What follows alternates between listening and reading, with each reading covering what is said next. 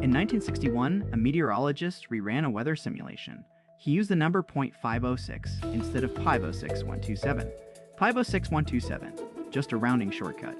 Lazy, completely reasonable, and the result was a completely different climate. Not a small change, a totally new weather pattern. A discovery that shook the foundations of science. That meteorologist was Edward Lorenz. He worked at MIT. His computer was a room-sized machine that could do math. And that little rounding accident didn't just break one forecast. It crashed into a mathematical wall, a hard limit to prediction, baked into 3 simple equations. 3 lines of math proved that some futures are fundamentally unknowable.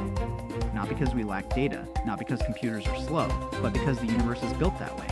So how does that work? How can 3 equations with 0 randomness in them create eternal unpredictability? Let's meet the math.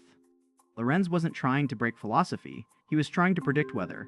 He took the huge, messy problem of atmospheric convection and boiled it down to 3 differential equations. dx/d equals sigma times y minus x. ds das equals x times rho minus e minus y. dzs das equals x times y minus beta times z. 3 parameters. Sigma is 10, rho is 28, beta is 8, 3. That's it. No random noise, no mystery knobs. Just 3 clean deterministic rules. They look innocent. They look like something you'd see in a textbook and forget immediately. But these equations are a recipe for chaos. The key is something called sensitive dependence on initial conditions. Fancy phrase. Simple idea. Tiny differences in starting points grow, and they grow fast, exponentially fast. Imagine 2 nearly identical dots. Their positions differ by less than the width of a hair. You run the equations. At first, the dots stay close. Then they drift apart. Then they explode into completely different futures. One dot ends up in a calm loop. The other dot is flying off into meteorological madness. That's the butterfly effect. Not a literal butterfly causing a tornado. Not a causal chain you can trace. It's a metaphor. A dry, mathematical metaphor. Lorenz's 1972 talk title asked a question: does the flap of a butterfly's wings in Brazil set off a tornado in Texas? The answer is no, not in any way you can prove. The point is that the atmosphere is so sensitive that a perturbation that small could, in principle, grow into something huge, but you'll never know which flap did what. The butterfly is a symbol for the impossibility of perfect knowledge, and the rate of that divergence has a name, the Lyapunov exponent. It measures how fast nearby trajectories fly apart. Positive Lyapunov exponent means chaos. For weather, the Lyapunov time is about a week. That's the predictability horizon. After that, the errors have grown so large that the forecast is basically a guess. A very scientific guess, but a guess. So where does all this unpredictability go? It doesn't just vanish, it collects into a shape. A geometric object called a Lorenz attractor. The attractor is a 3D double-wing structure. It looks like a butterfly made of math. Trajectories swirl around one wing, then flip to the other, then back again. They never settle. They never repeat. They never intersect. They just loop forever, tracing a shape that is infinitely complex. And it's a fractal. Zoom in on one wing. You see layers. Zoom in further. More layers. Infinite layers. The attractor has a fractal dimension of about 2.06. Not a 2D surface. Not a 3D solid. Something in between. Like a coastline's infinite detail. You can never finish counting them. This is a strange attractor. Strange, not because it's weird, though it is. Strange because it's a fractal. It's bounded. The trajectories never fly off to infinity, but they never repeat. They are deterministic. The equations have no randomness, yet the path is forever unpredictable.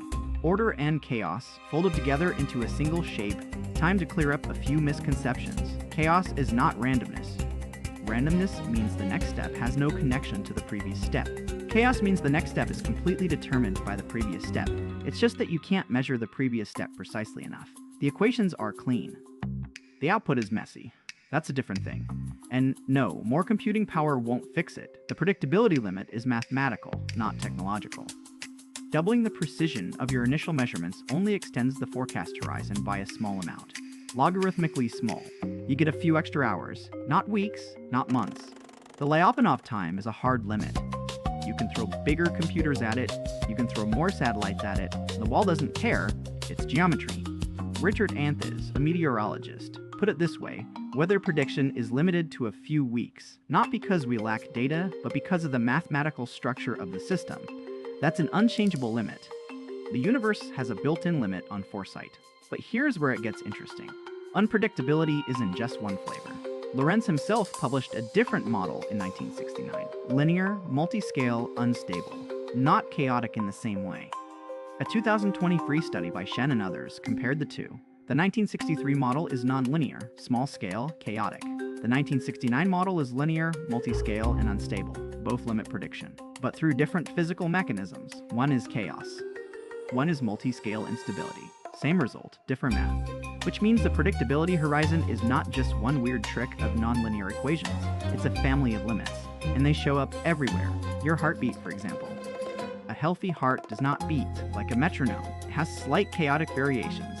That's good, that's resilience. But a heart in arrhythmia, that can follow a strange attractor. The electrical signals get trapped in a chaotic loop. Doctors can now detect that pattern. They can see the fractal signature of a heart about to go bad. Encryption loves chaos too. Chaotic systems can be synchronized.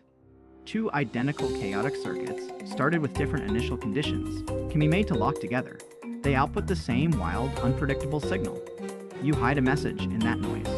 Only a receiver with a matching chaotic circuit can extract it.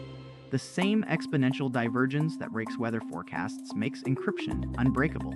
A hacker sees noise, the intended receiver sees the message. Chaos is a lock. Ecology uses chaos to model population booms and busts. A bifurcation diagram shows how a stable population can double its cycle, then double again, then descend into chaos. That's not random extinction. That's deterministic chaos in a biological system. So chaos isn't just a weather story. It's why your online banking is safe. It's why certain heartbeats are dangerous. It's why some species suddenly crash. The same three equations, with different knobs, describe laser dynamics, chemical oscillators, even some electric circuits. The math is universal, and that brings us to the philosophical punch. The predictability horizon is not a failure of science. It's a property of the universe. Like the speed of light.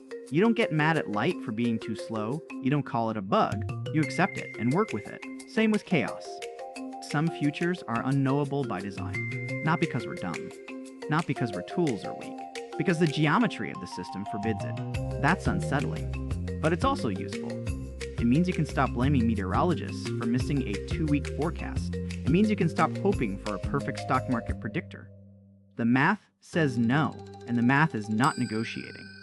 Lorenz's accidental discovery revealed a deep truth. Simple deterministic systems can be fundamentally unpredictable. The Lorenz attractor is the geometric proof. Chaos is structured unpredictability. It has a shape. It has a dimension. It has rules. But it will never let you see the future past a certain horizon. So what's the one thing to remember? The universe is a system with a chaos setting, predictable enough to make toast, unpredictable enough to burn it. And that's not a bug, that's the math. 3 equations, 1 rounding error, a room-sized toaster, and a hard limit to prediction that we are never ever going to break. Not because we're not smart enough, but because the universe, and its infinite deadpan wisdom, simply does not allow it.